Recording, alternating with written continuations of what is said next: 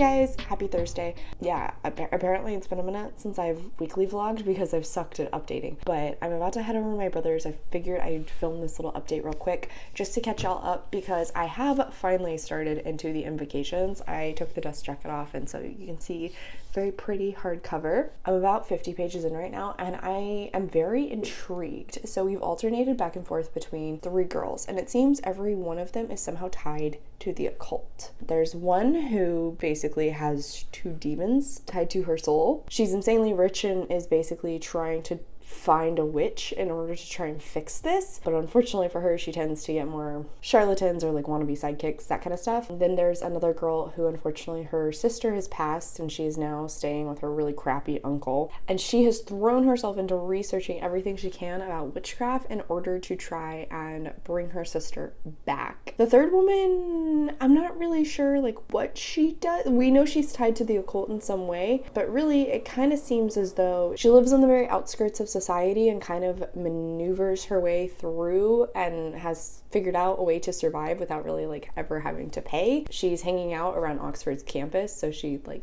manages her way into different meetings and classes and stuff in order to get free food. She utilizes the library to read books. The 3 characters for right now seem very separate, so apart from the occult, I don't know what's connecting them, and I'm very intrigued to find out what's going to bring these women together. Really, right now, all I have is that the unsettling gothic setting is phenomenal, and I also feel like Sutherland's character work is really impressive. Every single one of these women, I feel like I'm getting a really good understanding of like their entire life, and I've only really had a chapter with each of them, so that's very impressive. Like I said, I'm gonna be heading over to my brother's.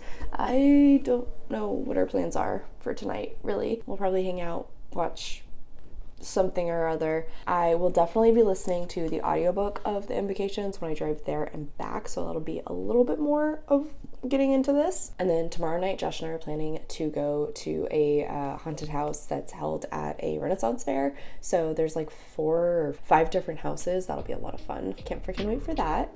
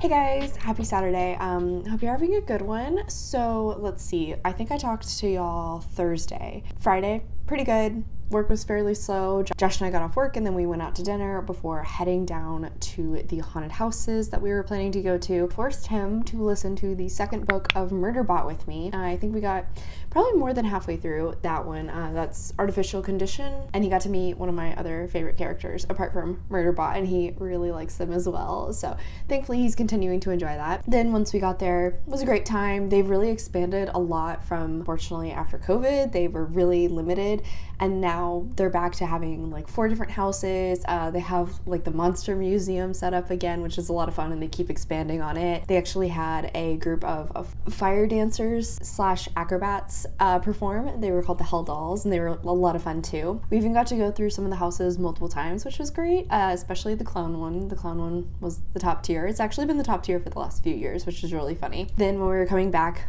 listened to some more of that. So I didn't really get any reading done for Invocations just because once we got home I was dead. But today we lazed around, went and got donuts, and then we were talking about watching some sort of a horror movie or a scary movie, and I don't even remember how it came up, but we ended up going with Silence of the Lambs because Josh has never actually seen it, so that was fun. I say fun, I mean It's not a particularly fun movie, but you know, there's just so many moments in it that are like integral pieces of pop culture, so he had to see it. Then we ended up going out to dinner with Josh's parents before doing a little bit of shopping, so had to go by Sephora, we went by Target, just easy stuff, continued to relax.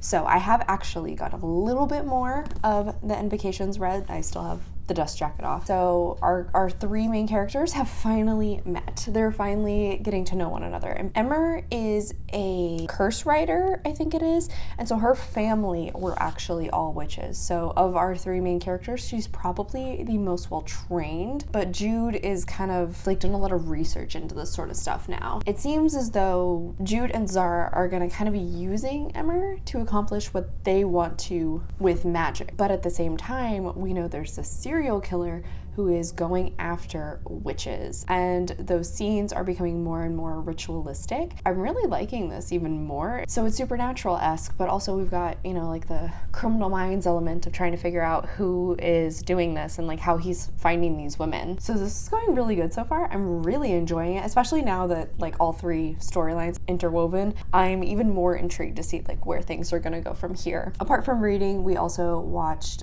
The Babysitter, because that one's fun. And then we were trying to kill some time because Josh pre-ordered a remastered edition of Silent Hill 2, so he's been waiting for that to come out tonight. So then we ended up watching Scary Movie 3. It's ridiculous, but you know, it's a scary movie, technically. And now the game is officially available, and he is going to be playing for probably the rest of the night, which means I am going to try and focus on reading this. My goal right now, I'm putting this out there. Will it actually happen? Who knows? My goal is to finish this book tomorrow.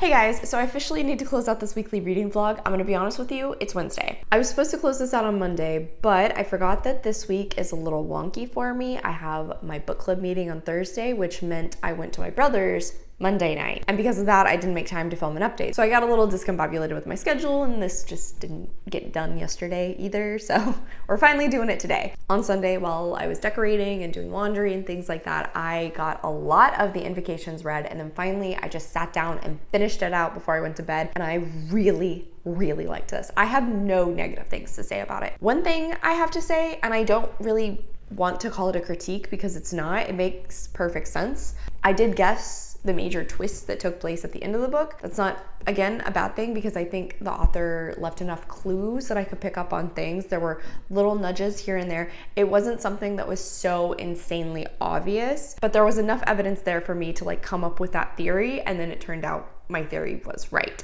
But I really liked this. I came to care about every single one of the main characters. I loved how gory this got at points. The way witchcraft was used was really cool. The feminist tones going on throughout it, just phenomenal. I ate that up. The eat the rich thing that was going on here too, also really enjoyed that. I was a little shocked at like certain turns of events we took going towards the climax, even though I did figure out who was behind the terrible things happening. But that didn't take away from like the emotional punch of those reveals. They definitely still were there. It was so good. So glad I finally got this read. So first roll, officially done. Then I did go ahead and film my second roll.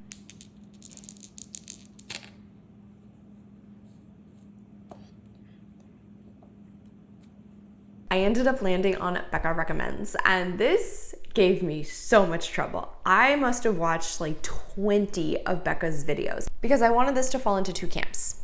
I wanted to own it, and I wanted it to fit with the season. That never happened. One book I found that I owned, and that was Saga Volume 1 by Brian K. Vaughan, which is the first in a sci-fi series that's supposed to be kind of like Romeo and Juliet. These two people from warring worlds, I think one's like worlds and the other is on the moon or something, end up becoming a couple and having a child, and now they're on the run from both of these planets because the governing bodies don't want the people of their planets to figure out that, you know, they could literally have children with the other species. So they're not really enemies like the governing bodies have been trying to convince them. I have been wanting to read this one. Partially I've been putting it off because it's a graphic novel, and a lot of the times my brain is always like, oh, I'll read it for a readathon at some point, and then I never do. So I guess it does fit that I am going to read it for Spookopoly, but also it's the start of a new series and I've started enough of those lately. I really need to stop, but unfortunately that's not gonna happen. But I did that roll first thing Monday morning because I was hoping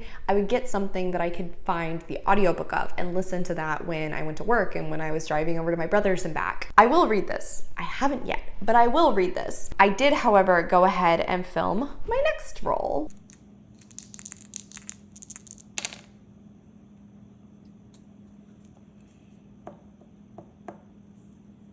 And I swear it's like the board gods heard me saying that I'm not gonna read it yet, so they had to punish me by giving me doubles. You can kind of play in a few different ways with doubles. In this case, I'm going to make it where I have to read 2 books to fulfill the prompt. So seeing as how I landed on Ghostface, that is to read a book that has some sort of a sound word in the title. And that was so lucky for me because I've been hoping and praying that I could read The Hollow Places by T. Kingfisher for my book club pick, and my book club is on Thursday. And yes, I realize this one's like not immediately obvious, but hollow, I mean, if you knock on something, there is a specific sound it makes to sound hollow. I'm saying that's a sound word. I'm counting it. So I've started into this one now. I'm about 120-ish pages in, and I am liking it. This is gonna be my first of Kingfisher's horror work. If you haven't heard me spout before that I picked this up because somebody sold it to me as being Gravity Falls horror, and I love Gravity Falls. Thus far, yes, I absolutely agree. That is definitely what this is. Our main character, Kara, has recently gotten a divorce, and she ended up going to stay with her great uncle who owns a oddities museum. Maybe it's not great uncle. Yeah, Uncle Earl. But he owns an oddities museum, and so she's starting to help him run it. But one day she ends up coming across this mysterious hole in the drywall, and she, as well as her friend Simon, who works at the coffee shop next door, decide to go in and explore and come to find a whole like world within this wall. They have this long hallway, and then eventually they go into a bunker, and then there's a door out of the bunker. It's like all these islands with different bunkers and doors, and right now our 2 main characters are going exploring through them and have already stumbled upon some very creepy and unsettling things. So yeah, this is the next book that I'm going to be working on. Like I said, I need to get read by tomorrow night for my book club.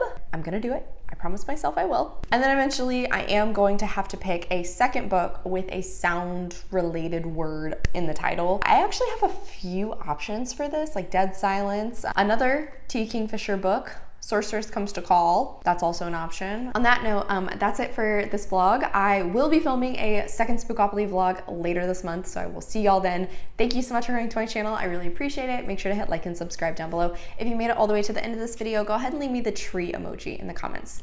I have all my socials, as well as a few ways you can support me, linked in the description. I come out with videos on Monday and Friday, but until then, I hope you continue to have a terrific day. Love you, bye!